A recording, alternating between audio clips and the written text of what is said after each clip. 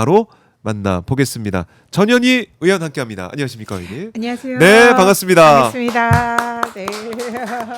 자, 감사합니다. 예. 일단은 오늘 제가 보니까 기자회견 하셨죠? 네, 기자회견하고 바로 왔습니다. 바로 달려오셨죠? 네. 그럼 기자회견 하셨으니까 그 내용, 공약 네, 네. 내용 네. 그 잠깐 말씀해 주시면 저희가 네. 정리하고 현안 들어가 보겠습니다.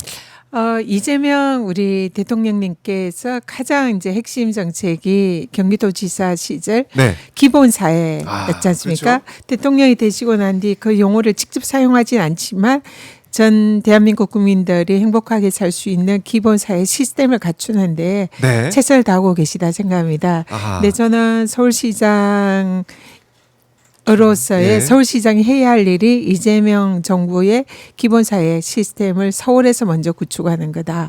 지금 오세훈 시장이 하지 못하는 그 일을 서울에서 반드시 해야 한다 이런 생각에 오늘 발표한 것은 네.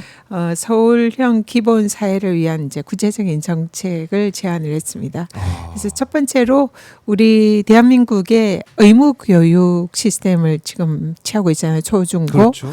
그래서 초중고의 의무 교육을 위해서 뭐 무상급식, 무상교육, 뭐 교육비 지원 이런 걸 하고 있지 않습니까? 네. 근데 정작 아이들이 학교에 가는 등하교 시에 이제 비용이 드는 교통비는 여기에 대해서 지원이 없습니다. 그래서 의무 교육이면 당연히 교육을 받기 위해서 학교로 가는 네. 그 교통비는 무상으로 지급을 하는 것이 의무 그렇네요. 교육 체계에 맞다. 예. 그래서 무상 통학 그 정책 제안을 무상통학. 했고요. 우와. 예산 추계를 해보니까 네. 그렇게 많이 들지는 않더라고요. 그래서 충분히 가능한 정책이다. 그래서 무상 통학. 또 하나는 요즘 대통령께서도 관심을 많이 가지고 계시는 청소년들의 무상 생리대 공급. 네. 아이들이 그 생리대가 없어가지고 불편을 겪고 건강권을 침해되고 평등권 침해 이거는 네. 심각한 문제다 생각하고요. 우리 서울의 청소년들에게 이재명 지사 시절 경기도에서 시작했던 무상 생리대 보편 지급. 네, 그거를 정책을 오늘 제안을 했습니다. 그리고 순차적으로 이건 이제 재정이나 네. 아니면 시민들의 공감대가 필요한데요. 어르신들에 대한 기본 교통 개념으로 네. 무상 교통 현재 지하철은 무상인데요. 마을버스나 버스의 경우에는 비용을 이제 내야 되는데 이 부분은 시민들의 공감대를 전제로 순차적으로 장기적 과제로 도입할 필요성이 있다. 그래서 이외에 그 서울 시민들의 기본 권리권을 누릴 수 있는 기본권을 누릴 수 있는 네. 기본적인 이런 여러 가지 복지 시스템 뭐 기본 의료라든지 기본 금융이라든지 기본 예. 주택 이런 개념의 정책을 순차적으로 앞으로 발표하겠다. 이 취지로 기자회견했습니다. 야, 무상 통학. 이거는 저도 미처 생각 못했던 부분인데, 좋은데요, 이거 네. 정책이.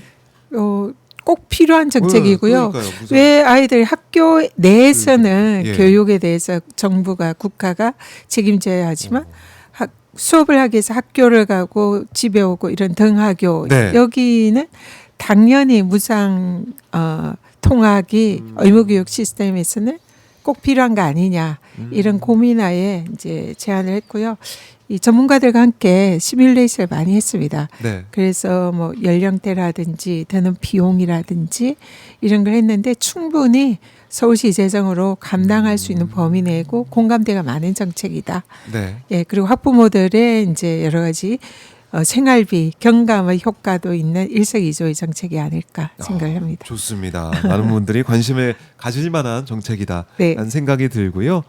자, 근데 이 부동산 문제가 여전히 또 이제 서울에서 계속 뜨거운 것 같아요. 근데 이재명 대통령에 대한 국정운영 평가 이게 뭐 전반적으로 고르게 상승하고 있는 그런 흐름인데 부동산의 진심인 이재명 대통령의 모습을 보고 부동산 문제 해결에 대한 그 의지 또 가능성 이걸 높게 보면서 이재명 대통령에 대한 지지율이 높다는 생각도 좀 드는데 이재명 대통령의 이 부동산 이 의지 정상화 정책 이걸 어떻게 보고 계십니까? 굉장히 공감합니다. 공감하죠. 그리고 꼭 예. 필요한 지금 때에 꼭 필요한 말씀을 해주신다. 네. 이렇게 생각하고요. 지금 이재명 대통령께서 다주택자들의 양도세 중과 정책 이게 이제 법에 5월 9일 날 그 유예가 이제 종료가 됩니다. 네. 그리고 그 이후에는 원칙으로 돌아가서 다주택자 경우에는 양도세 중과를 하겠다. 근데 이거는 새로 이렇게 뭐 세금을 더 부과하는 정책이 아니라 이미 법에 만들어져 있는 그렇죠. 시행이 사실상 해야 되는 정책이었습니다. 근데 그동안 정부가 계속 이것을 유예시켜 왔는데 이번에도 시장에서는 혹시나 유예하지 않을까 이런 헛된 기대를 가지고 있는데 이재명 정부에서는 원칙적으로 하겠다. 법에 정한 대로 하겠다. 네. 이런 이제 사실상 원칙을 강조하시는 말씀을 해주신 그렇죠. 거고 쓸데없는 기대하지 마라. 우리 이재명 정부는 다르다. 이런 다르다. 말씀을 하신 거예요. 예. 그래서 긴가민가 하던 이제 많은 다주택자들이 이재명 정부의 의지가 정말 강하구나. 그러고는 지금 이제 막 매물이 나오고 있다는 거 아닙니까? 그리고 예. 상승세도 둔화가 됐고요. 맞아요. 그래서 굉장히 효과적인 이런 이제 메시지 정치를 하신 겁니다. 그리고 이런 내용이 단지 이제 무주택자들이나 이런 우리 당 지지자들뿐만 아니라 강남권이라든지 보수세가 뚜렷한 어르신들도 공감을 하고 있는 것 같다. 그래서 이재명 우리 대통령님의 지지율이 올라가는 것 같다. 왜냐하면 이거는 부동산을 뭐 옥죄거나 시장을 뭐 압박하거나 이런 게 아니고요. 그렇죠. 정말 원칙적인 말씀을 하신 거예요. 정상화죠, 정상화. 네, 진짜 비정상의 정상화. 그래서 여기에 대해서는 보수층도 공감을 한다. 그래서 지지율이 올라간다. 이렇게 생각이 들고요. 네. 굉장히 필요한 그런 이제 대통령으로서 사실 말씀하셨다. 그래서 적극 공감하고 지지합니다. 그래요.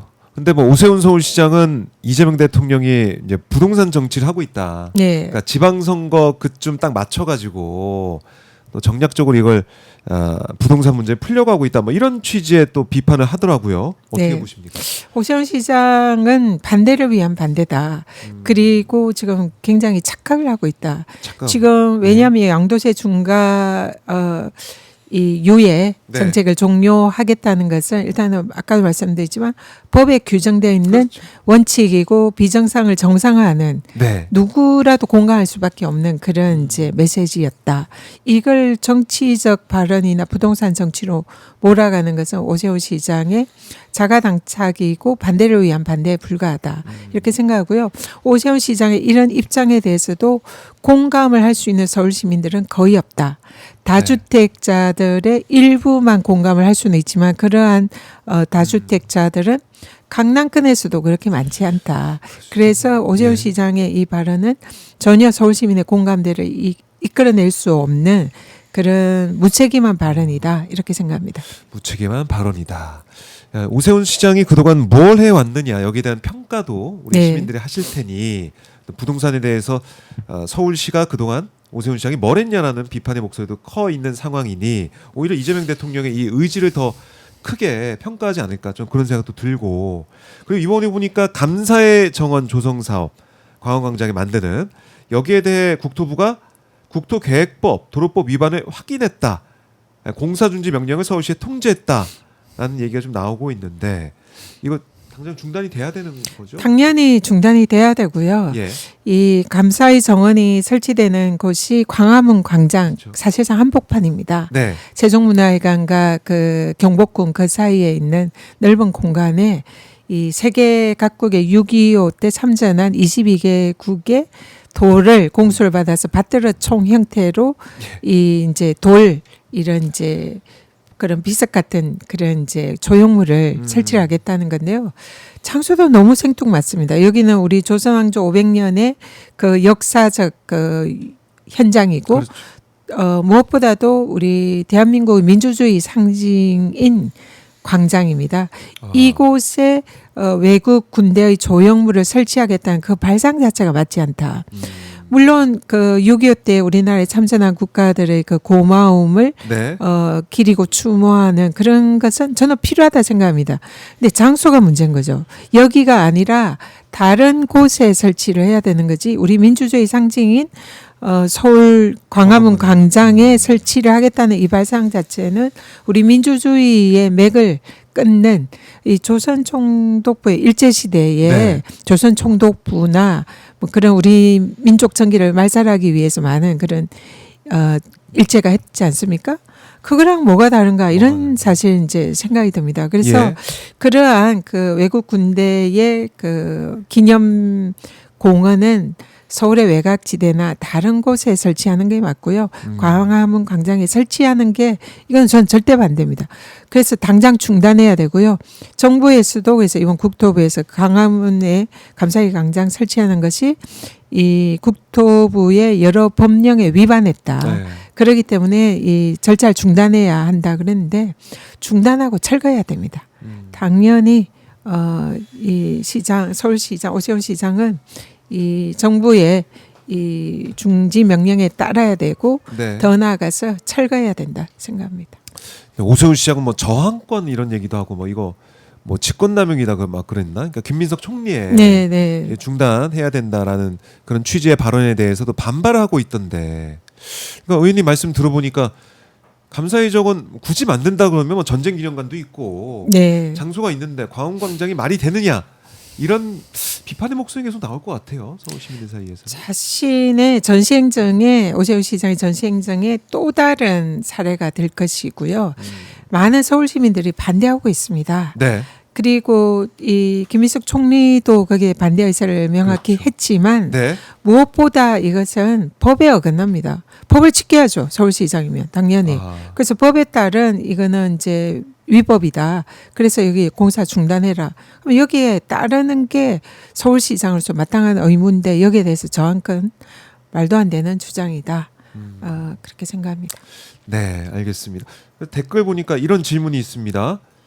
구름바다님이 전현희 후보님 만약 서울시장 당선되시면 TBS는 어떻게 하실 겁니까? 이런 네. 즉석 질문이 나왔습니다. TBS 당연히 이제 다시 방송 정상화 시켜야 됩니다. 그래서 아침마다 우리 서울 시민들의 교통에 대한 정보를 제공하는 정말 시민들에게 유용한 꼭 필요한 방송이거든요. 네. 근데 오세훈 시장이 이걸 사실상 지금 문 닫게 하고 지금 많은 TBS 직원들이 월급도 못 받으면서 이 방송의 명맥을 이어가고 있습니다. 네. 정말 눈물겨운 투쟁이고요. 진심으로 감사드리고요. 제가 만약 서울시장이 된다면 전 TBS 당연히 정상화시켜야 되고요. 서울시의 지원 이것도 부활시켜야 된다 생각합니다. 무엇보다 TBS를 돈 벌게 해줘야 됩니다. 그래서 제가 건 이 정책 공약 복합돔 아레나 건설 네. 이 정책을 통해서 물론 이제 제가 오세훈의 상징적인 전시행정 대표작인 DDP를 해체시키고 서울의 심장인 동대문을 부활시키기 위한 목적으로 복합돔 아레나를 그 자리에 짓겠다라는 공약을 걸었습니다. 네. 근데 이 부분에 대해서 상징성이 있고 필요는 하다 생각은 하지만 예. 만약에 이제 이 부분에 대한 뭐 반대가 서울 시민들의 집단 지성으로 모아진다면 저는 다른 곳에 얼마든지 아레나를 지을 수 있다. 그 대체 부지도 고민을 이미 하고 있고 끝냈습니다. 그래서 복합돔 아레나 건설을 통해서 이게 한 5만 석이나 7만 석의 규모로 아레나를 예. 지으면 BTS급의 이 세계적인 아티스트가 한 번 공연하는데 창출할 수 있는 경제적 이익이 약 1조 2천억 정도 된다고 합니다. 이거는 한국관광연구원의 결과인데요. 그러면 연 10배 정도 공연만 해도 12조 네. 가까운 그런 경제 효과를 창출할 수 있죠. 어허. 그러면은 여기서 벌어들일 수 있는 서울의 한 해 예산이 51조 5천억이거든요. 그 1년만 해도 엄청난 그 경제적 효과를 창출할 수 있는 거죠. 네, 네. 그리고 여기서 발생하는 중개권. 이거는 사람들이 관가하고 있는데요. 네. 전 세계인들이 케이팝이나 아티스트 공연을 보고 싶어 하잖아요. 그렇죠. 그걸 중개를 한다면 그거는 어마어마한 경제적 효과를 창출할 수가 있겠죠. 네. 이것을 저는 TBS의 중개권을 주려고 합니다. 아. 그러면 그걸로 TBS가 엄청난 돈을 벌 수 있고 그 중개권료를 광고 수입료 이런 걸 통해서 네. 우리 그 서울 시민들 TBS를 정상하고 와. 더 아마 제일 큰 방송국이 될 수도 있을 것 와. 같아요. 그래서 이런 대안을 같이 고민하고 있다 말씀드립니다. 말만 들어도 너무 이제 좋을 것 같습니다. 예, TBS가 다시 돌아온다. 너무 기분이 진짜 다들 좋으실 것 같은데요. 자, 우리 호리너님이 전현희는 한다면 한다. 정말 믿을 수 있는 정치인이다. 항상 옳은 길로 가고 있는 전현희 여인님 부산에서 응원할게요. 하시면서 슈퍼챗도 보내주셨습니다. 아유, 감사합니다. 고맙습니다. 서울 시민들은 안 계신가요? 서울 시민들도 네 슈퍼챗 보내주셔도 됩니다. 네. 유권자분들 네. 그리고 비용 예. 문제를 많이 걱정하시는데요. 비용 문제 뭐 그런 얘기 있죠. 이 거의 이제 이거는 제가 분석한 게 아니고요. 네. 이제 공신력이 있는 정보기관에서 분석한 거라 10회 공연에 12조 가량의 경제 효과를 창출할 수 있다면 아하. 복합돔 아레나가 그러면 수익은 사실상 보장이 된 거잖아요. 그리고 우리는 K-팝 아티스트 보유국이 있지 않습니까? 그렇죠. BTS 뭐 제가 요즘 K-팝에 푹 빠져 있는데 BTS 뭐 스트레이키즈, 예. 세븐틴, 블랙핑크 잘하시네. 저보다 잘하시네. 정말 뭐 또 유진스가 다시 이제 뭐 컴백을 한다면 예. 뭐 또 비롯한 정말로 많은 세계적인 아, 아티스트가 그럼요. 있습니다. 그리고 테일러 스위프트나 세계적 아티스트가 내한 공연할 수도 있고요. 네. 한 해 10회만 해도 엄청난 야. 돈을 벌 수 있고요. 이걸로 저는 서울 시민들을 위해서 서울시가 뭐 세금이나 이런 걸로 벌어들인다면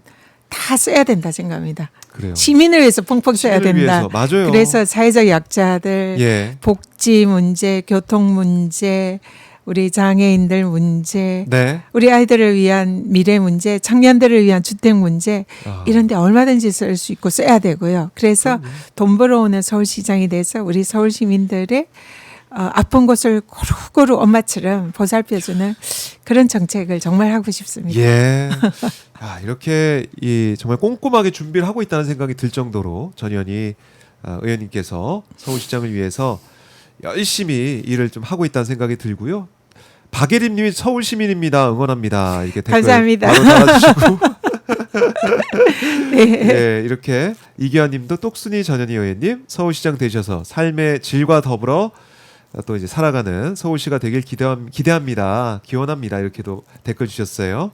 이렇게 응원하고 계신데 서울시를 위해 또 다양하게 정책과 비전과 또 지금 잘못된 점들 지적하고 계신데 자 서울시 얘기는 저희가 다음에 또 네. 오시면 더 얘기하도록 하고 현안 얘기 그래도 이건 좀 여쭙고 싶어요. 이상민 7년 선고 네. 나왔습니다. 네.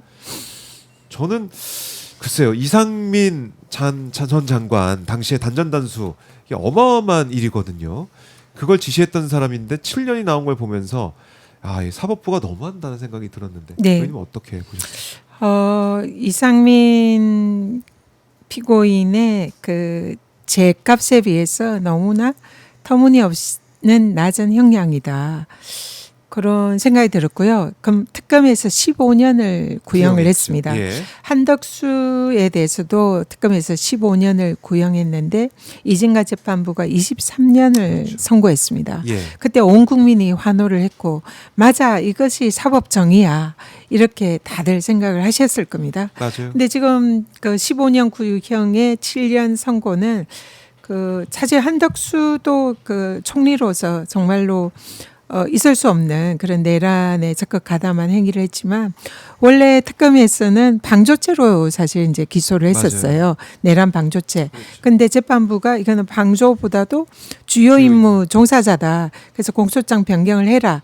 그래가지고 23년형이 선고가 됐어요. 네. 근데 이상민의 경우에는 주요 임무 종사자로 기소를 했고 그리고 실제로 이 단전 단수라는 그런 지시를 통해서 윤석열의 내란을 적극 지원하고 언론에서도 이것을 뭐 그러니까 비판이나 이런 걸 못하도록 네. 입막음하려고 했던 그런 시도를 한 거 아닙니까? 아하. 근데 여기에 대해서 재판부가 정말 내란에 있어서 가장 결정적인 게 언론사 통제 아니겠습니까?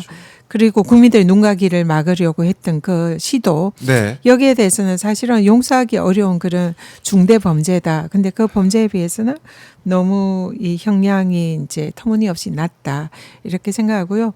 항소심에 가서는 좀 더 이것이 국민들의 눈높이에 맞는 그런 결과가 나와야 된다. 그렇게 생각합니다. 그러니까 이상민 전 장관이 나중에 웃잖아요. 미소 띠잖아요. 그 정말 어이가 없었고요. 좀 네. 약간은 끔찍하다 이런 생각마저 들었습니다. 자신이 한 행위가 얼마나 우리 대한민국에 위협적이고 네. 그 중대한 범죄였는지를 전혀 인식하지 못하는 그런 모습이 아니었나. 그래서 정말 참담했고요. 네. 지금 근데 이제 그나마 이 판결에서 이제 조금만 위안을 잡는다면 이 윤석열의 비상계엄 또 네. 이상민의 이 단전단수를 지도하렸던 조치 이런 것이 명백한 내란이다.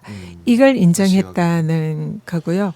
물론 한도수 때도 인정을 했지만 그래서 이제 곧 지금 내란 수계 윤석열의 재판이 있지 않습니까? 네. 거기에서는 이 윤석열은 적어도 내란이 아니다 이런 주장은 더 이상 힘을 잃었다. 그래서 내란은 이미 확실히 인정이 됐고 그 수계 혐의자인 윤석열에 대해서는 정말 법이 정한 가장 엄중한 그런 이제 판결이 선고되기를 바랍니다. 네. 항소심에서 바로 잡히길 바라겠습니다. 그러니까 판사 출신이다 보니까 판사 DC를 받은 거 아니야 이런 얘기까지 있을 정도로 사법부에 대한 불신이 커질 수밖에 없는. 지금 이게 우리가 이번 법원 판결들을 쭉 보면서 그런 의문을 지울 수가 없습니다. 네. 보면은 법조인 출신, 그러니까 뭐 박성재 법무부 장관이라든지 이상민이라든지 심지어 곽상도 네. 뭐 이런 그러니까 검사나 판사 출신의 법조인들 출신에 대해서는 지나치게 법원이 관대한 판결을 하고 있는 게 아니냐. 그래서 이거는 사법 카르텔이 작동하는 거 아니냐. 이런 이제 의문이 제기될 수밖에 그렇죠. 없어요. 법원이 국민들의 이런 시선을 저는 의식을 해야 된다 생각합니다. 국민들의 눈높이에서 판결을 해야 되는 거지. 만약 그들만의 카르텔에 의해서 같은 법조인 출신, 같은 뭐 연수원 출신, 같은 학교 출신 네. 이런 식의 온정적인 그런 잣대가 적용이 되어 있다면 사법부도 정말 그 국민들의 비판이 사법부에 반드시 분노가 다다를 거다. 그래서 사법부 정말 이래서는 안 됩니다. 네. 네. 그래서 법사위에서도 지금 법안 처리를 통해 가지고 사법부에 대한 불신을 좀 사라지게 만들기 위한 여러 가지 조치도 네. 취하고 있는 거 아니겠습니까? 네, 맞습니다. 사법부의 지금 이런 일련의 내란 재판에서의 사법부의 판결 선고를 보면서 그리고 이재명 우리 대선 후보의 파기환송 판결을 보면서 예. 국민들께서는 사법부의 정의는 무너졌다. 네. 이런 생각을 많이 하고 있고요. 사법부에 대한 분노가 매우 높습니다. 그래서 이제는 사법부도 개혁의 대상이다. 이것이 지금 국민의 명령이다 생각합니다. 그래서 사법부 개혁을 위한 사법부 3대 개혁 법안이 이미 국회 법사위에 통과를 했습니다. 그래서 법 왜곡죄 그리고 재판 소원제, 대법관 증언 네. 이 3법이 법사위를 통과했고요. 가능하면 이제 이번 달 말에 본회의에서 통과시킬 계획입니다. 네. 근데 이제 국힘이나 사법부에서 온 힘을 다해서 저항을 하고 있는데요. 그럼에도 불구하고 민주당은 따박따박 국민들의 명령이 사법 개혁을 흔들림 없이 반드시 추진을 할 것입니다. 알겠습니다. 그 의지를 많은 분들이 듣고 또 평가를 하실 것 같습니다. 근데 그 법안 처리 때문에 또 장동혁 대표가 그걸 문제 삼아서 오천회동에 안 가고 대통령과의 이게 말이 너무 어이가 없고요. 예. 정말 무례한 그런 무례한. 행동입니다. 네. 왜냐하면 그 대통령님과 그 네. 오찬을 장동혁 대표가 제안한 거 아닙니까? 그렇죠. 그래서 청와대에서 수락을 해서 이제 어렵게 그 맞아요. 오찬 일정이 잡혔어요. 근데 바로 직전에 취소를 한 거 이거는 진짜 그 정말 예법에도 맞지 않은 진짜 무리한 모습. 정당의 네. 대표가 하는 것이라고 믿기 어려운 무례한 네. 그런 조치고요. 근데 그 사유조차 좀 기가 막힙니다. 그래서 그 전날에 그 법사위에서 이제 법관증언법이랑 재판소원법이 통과됐는데 거기에 항의하기 위한 거랍니다. 네. 근데 이거는 법을 통과시킨 거는 민주당 법사위입니다. 그렇죠. 그걸 왜 대통령에게 책임을 묻습니까? 대통령실에 우리가 지시를 받고 한 것도 아니고요. 그렇죠. 국회 입법 과정이고 거기에 대해서는 국회 절차 내에서 만약 항의를 하면 항의를 해야 되는 거죠. 근데 이미 국힘의 법사위도 법사위에서 항의도 하고 거기에 뭐 항의하는 차원에서 퇴장도 하고 뭐 거기에 대해서 논평도 하고 했습니다. 거기서 그리고 하면 또 되고. 당 대표로서도 거기에 대해서는 민주당에 대해서 네. 뭐 여러 가지 뭐 비판 메시지를 낼 수 있어요. 근데 그걸 왜 엉뚱한 데 가서 화풀이하는 식으로 그런 무례를 저지르는지 정말 기본적인 인성이 안 됐다 이런 생각이 들고요. 또 무엇보다 이 법은 오랫동안 논의된 거 아닙니까? 그리고 이거는 사법개혁 법안이긴 하지만 이거는 국민들의 명령이고요. 국민들을 위한 법입니다.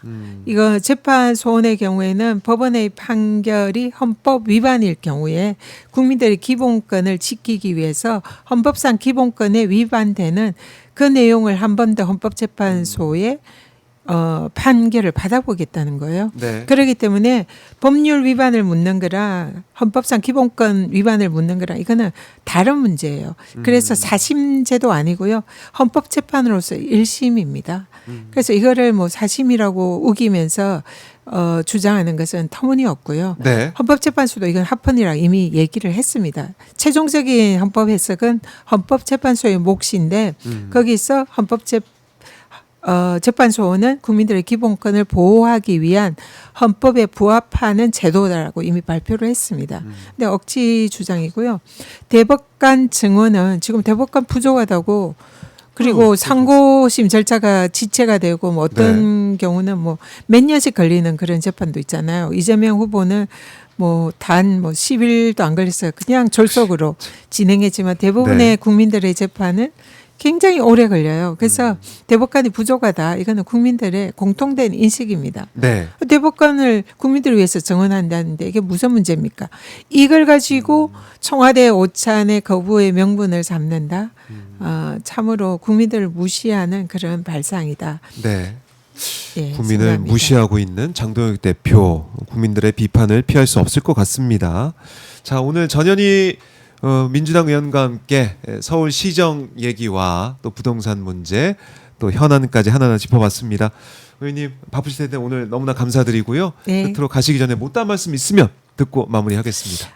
이제 곧 그 설날 연휴가 네. 다가옵니다. 그래서 우리 이 방송 지켜보시는 많은 시청자 여러분들 설날에 새해 복 많이 받으시기 바랍니다. 그리고 한 가지 더 말씀드리면요. 이번 설날 연휴에 고향을 찾아가시는 분들 그리고 또 가족들과 함께 여행을 즐기시는 분들 고속도로 많이 이용하시잖아요. 네. 고속도로 통행료 설날 연휴에는 무료입니다. 근데 이 무료 법안을 제가 대표 발의를 해서 통과를 시켰고요. 그래서 고속도로 통행료 무료를 이제 그 혜택을 누리실 때 전현희 의원이 그 법을 발의를 했구나라고 한번 기억해 주시면 너무 감사하겠습니다. 앞으로도 시민들을 위한 유용한 정책과 법안 많이 준비하고 또 실제로 실행을 할 수 있도록 최선을 다하겠습니다. 네, 고맙습니다. 정말 맞아요. 우리가 잊고 있었던 부분인데 전현희 의원의 법안 발의 그 처리 덕분에 명절 통행료 무료 정책 예. 많이 기억해 주세요. 네, 고맙습니다. 전현희 예. 의원님 말씀 잘 들었습니다. 네, 감사합니다. 고맙습니다. 네.